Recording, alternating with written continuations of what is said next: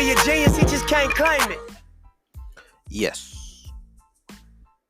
No. You're at 100. What? You're at 100. You're at 109 right now. There it is. No, he a genius, he just can't claim it.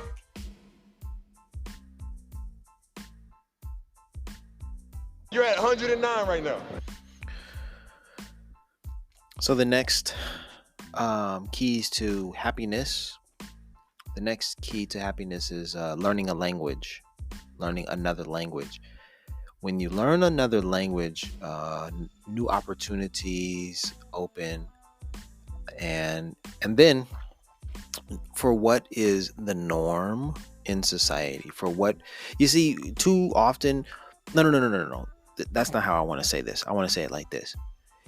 Human beings do not like boredom. Do not like to be bored. We like what's interesting. We like what piques our curiosity, what stokes our interest. We like, wow, that's interesting. That's cool. That's different. Ooh. We like these things. No, he a genius, he just can't claim it. And we want to see, hear things that are different. We don't want to see and hear the same things. You know, we could lay on the front lawn and stare at the clouds, and we would get tired of that activity pretty quickly because it would just be monotonous, the same, just doing that. Of course, if there are large clouds and the clouds, are piquing our curiosity and our interest, and we're saying, hey, look at that shape over there, I see this in the clouds, well, that's a different experience.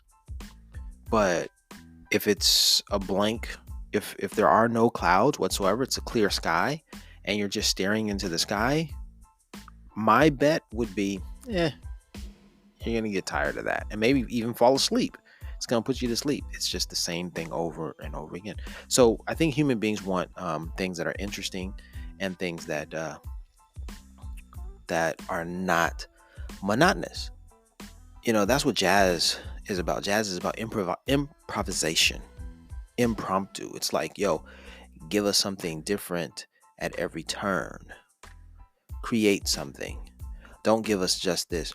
Bum ba-dum ba-dum dum, bum ba-dum ba-dum dum, bum ba-dum ba-dum dum, bum ba-dum ba-dum dum, bum ba-dum ba-dum dum, bum ba-dum da-dum dum, bum ba-dum da-dum dum, bum ba-dum da-dum dum. Over and over and over again. Don't do that, because that's just a repeated pattern, and then that just gets boring. But if you give us bum ba dun da dun da da da da da da da do ba bum bum ba do ba dee da do ba ba dee ba dee do do do do ba bum bum bum ba do do do do do ba dee da ba bum bum dun dun wow wow wow ba da da da da da ba ba do dee da dee da bum bum bum. You give all of that, then it's like, oh wait, what's happening? You've got to stay on your toes. This is different. Oh, what's this? Oh, wow. Ooh. Mm-hmm. That's the point I'm making. I'm sure I've explained it sufficiently. And so with language, we're not people who speak other languages. Let's say, how do I want to say this? People are going to judge you based upon the way that you look. And they're going to assume things about you based upon the way that you present yourself. Now, if you learn a new language, then what's going on behind your appearance then is no. I want to say your appearance is deceptive. Your appearance presents one story, one narrative, but what's going on in your head is another narrative and another story. And if that narrative that's going on in your head matches the narrative or matches the person that you encounter, you see how that's going to be, what's the word for it? Not offsetting, not off-putting. What is it? It's going to jar them. It's going to shake them, move them, unsettle them. Like, wait a minute, what's happening here? It's going to stir something on the inside and say, wait, something is different. That guy's different. That woman's different. And so by learning a new language, you you improve your experience, because you're tapping into the fundamental truth about humanity, that which is humanity likes change, likes difference. I mean, life is change. Life is, something that is different. We are not stuck and static and we don't change. Everything is changing all around us. We are changing. So our minds have to be renewed. Can the choir say, amen? The mind must be renewed. That's why every Sunday you go to church, to be renewed. Something new and something fresh.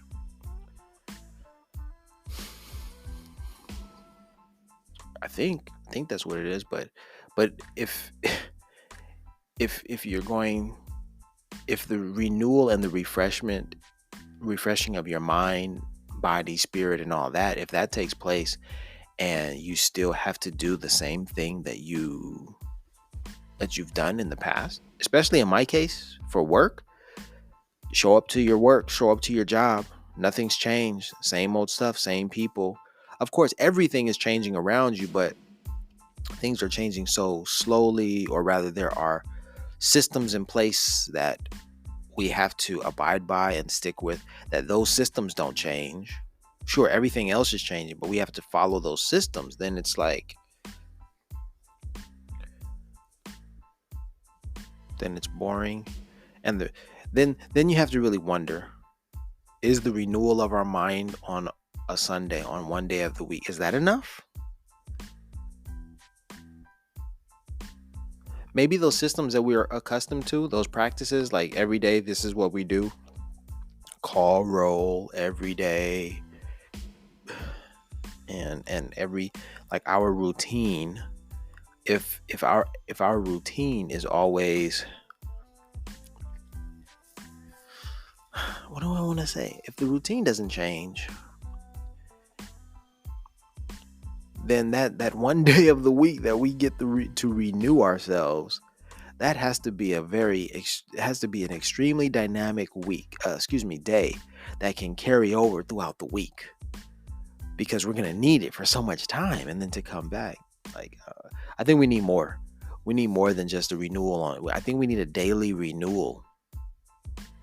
And so that, I guess, that leads into what I think is important to be happy, and that is to prayer.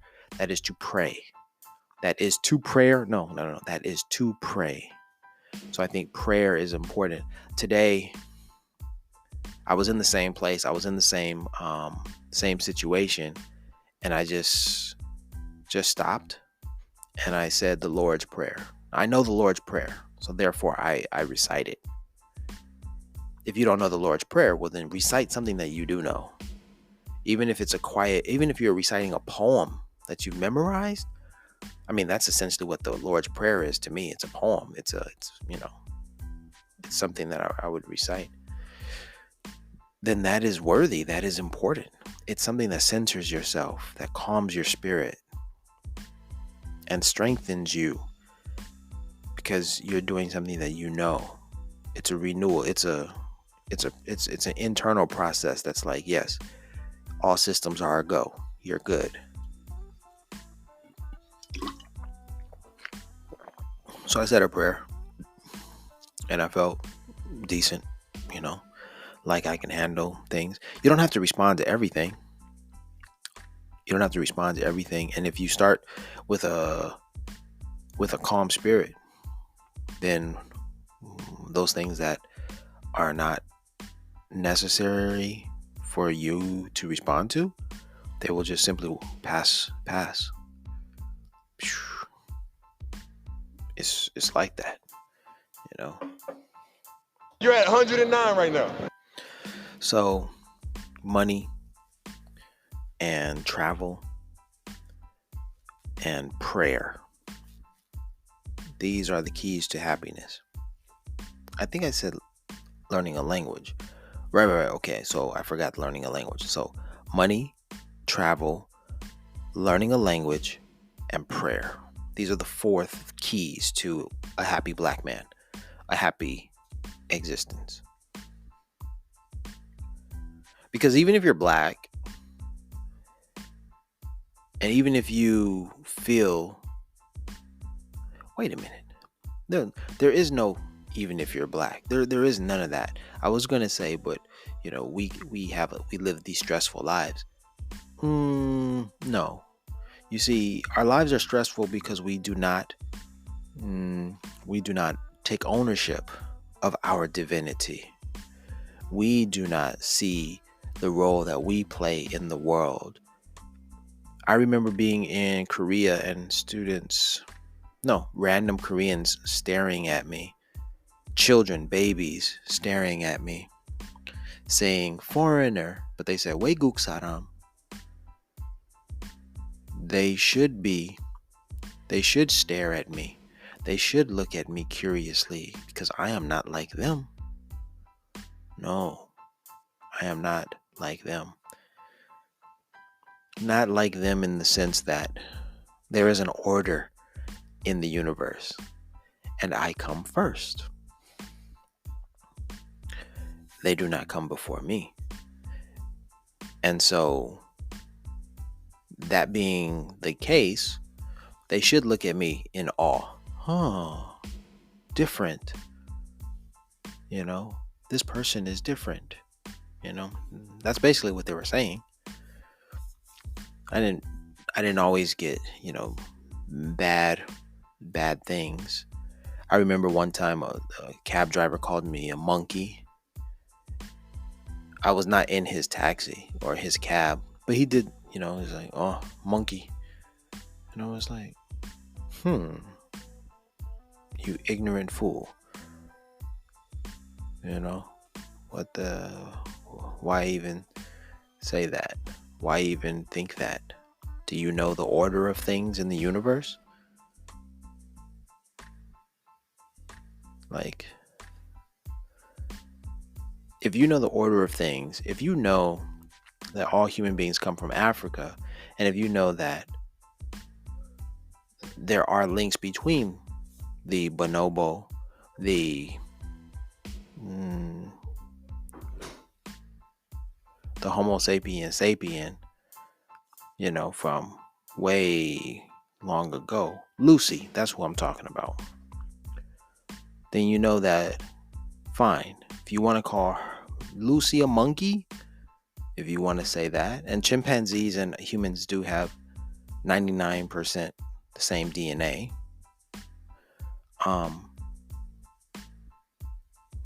Then for that person to call me a monkey, that person has to own the fact that they too are monkeys, or that he too is a monkey. So it's like, what you doing, man? What are you doing? Like, we are one and the same, bro. If you're a human being, then we are one and the same. You're gonna call me a monkey? Well, I can call you a monkey too. You're not gonna win this argument. You don't stand above me. We stand, eye to eye. The world is round. There's no top. There's no bottom. You're not above, and I'm not below. It's like, come on, man. So, just some ridiculous, we don't often, no, I'm not even going to say we, but I don't often hear like the universal truths in our speech. I don't hear that. I hear man speaking. Man makes things. And so if you hear of wars, if you hear of trauma, if you hear of things happening in the world, well, do these things happen in the world naturally? Certainly there are natural disasters, but wars, do they happen naturally? Probably not. It's probably man creates the war. You dig? So, gotta have some money, gotta have a job, figure out a way to get some money. And hopefully it's not by stealing, robbing, killing others to get that money. But then again, you look at the movie Killers of the Flower Moon. That was the way the white man got his money. And therefore, the white man deserves to be called the devil. Because the devil devalues life, a devaluation. And so when you look at God, when you look at him, I mean, well, the devil is the opposite of God, Satan, opposite of God. So when the devil and God meet, the devil uses its ways to destroy life. God is here. God is the way and the life and the light. See, I haven't been to church, so I don't know what that saying is, but it's either life or light. God is the way. God is the light. So, money, travel, learn a language, and pray. Prayer is the internal conversation. Pray is the pronouncement of the internal voice.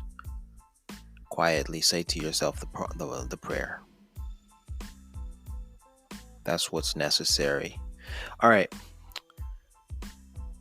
So when I go into these different stores, and being that I can speak different languages, I speak the languages because I practice those languages. And sometimes I'm frustrated with the experience because the people see my exterior, they see my skin, they see my clothes, and they assume that I don't speak the language, that I can't. And and for them, America is a newer experience, so they want to practice their English.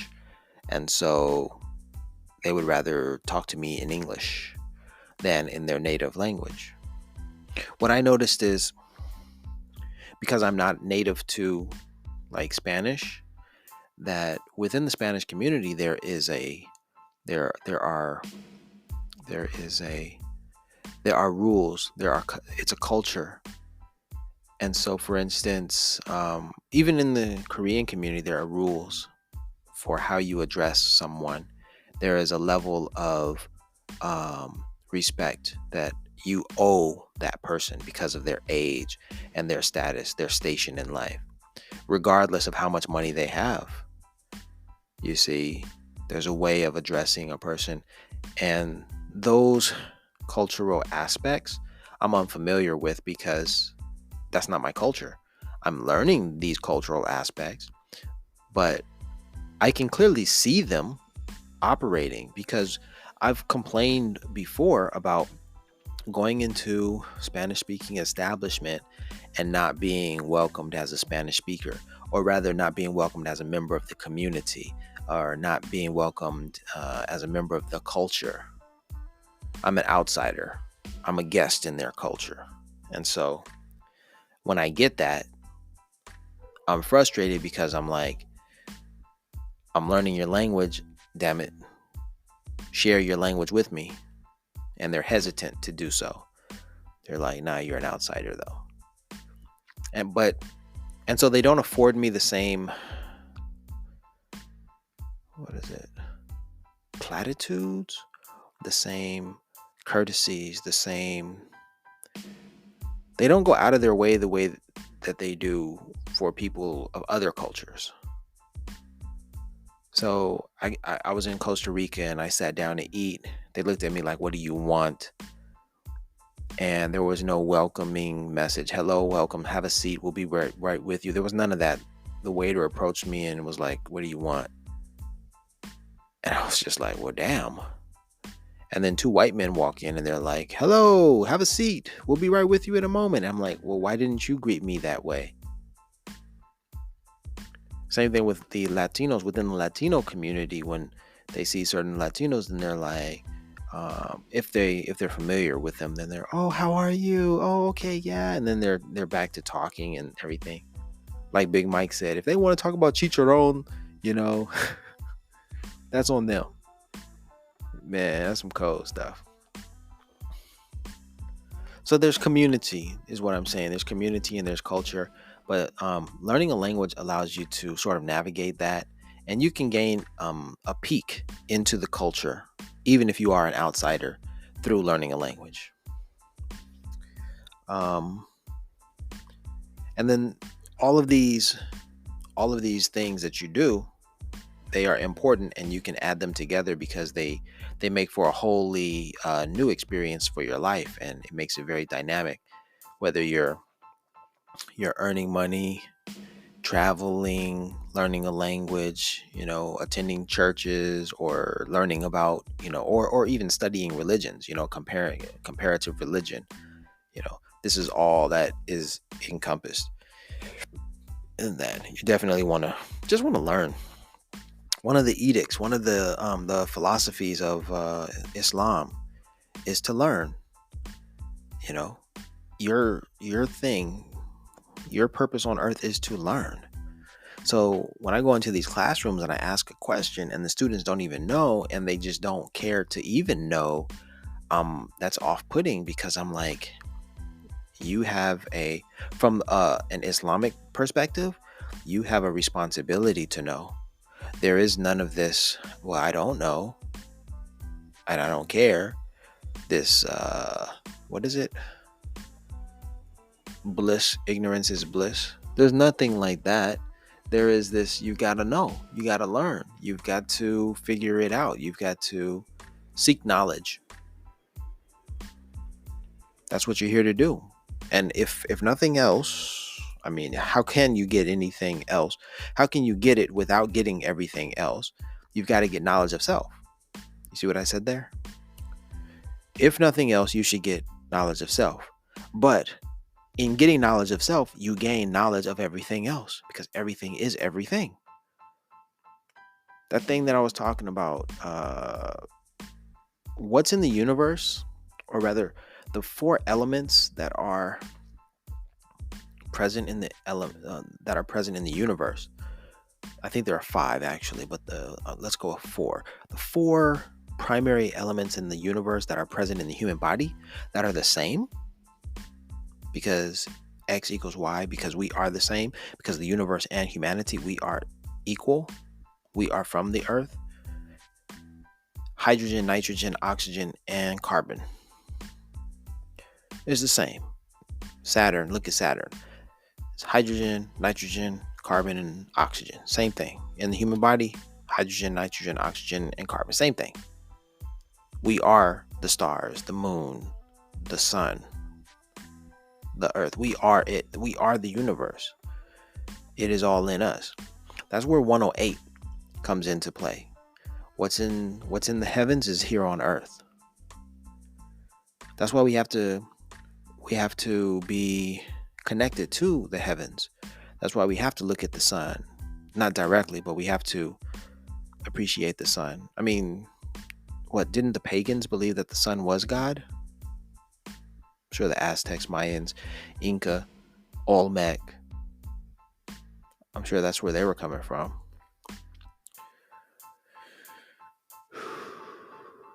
Egyptians, Sumerians, Assyrians, Sabaeans. Man, the Sabaeans? That's crazy. When I found in the Bible the word Sabaean, after I had been to Morocco and I learned about the Phoenicians, and I read about the Sabaeans, I was like, yo, they're in the Bible? That's crazy. And then I find the word Ethiopia in the Bible, and I'm just like, yo, this is crazy. Because everything is everything. And so through traveling, you start learning about history. And in traveling, then you find out where your blood is. And so you find a connection there. So you're learning about yourself, but at the same time, you're learning about the universe, because everything is everything. So to get some money, to travel, to learn a language, to pray,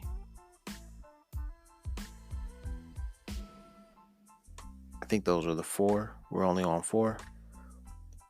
These are the aspects of knowledge of self, of developing oneself, that makes you happy, that makes you feel fulfilled. And it's not on a ego trip. We ain't ego tripping around here. Because when you do all of this, calmness comes to you, understanding knowledge, wisdom, and understanding come to you. The 5%ers. All right, we're gonna stop there. I'm gonna check the mail. I heard the mailbox jingle. The mailman just delivered some mail. I'm gonna check that out, and just remember those things. Got to get some money, but include travel. You can't just stay in America and get some money. No, you gotta really travel. Learn languages. Even if you don't leave America, you can still meet people who enrich your language learning experience. I mean, America's a melting pot. Lao Shu 5500 or something like that. That guy, although he died, he spoke so many languages. He walked into the average store and spoke with people in their native language, and that was just mind-blowing, phenomenal. It was jarring for that person to say, "What? You speak my language?" And he was a free black man. Happy black man. So these are the keys to the happiness, baby. Don't get it twisted. You don't have to travel from here to Cuba, Peru, Antarctica, Argentina, Africa. You don't have to. You can do it, but you don't have to. You got to free your mind, baby. And the rest will follow. You're at 109 right now.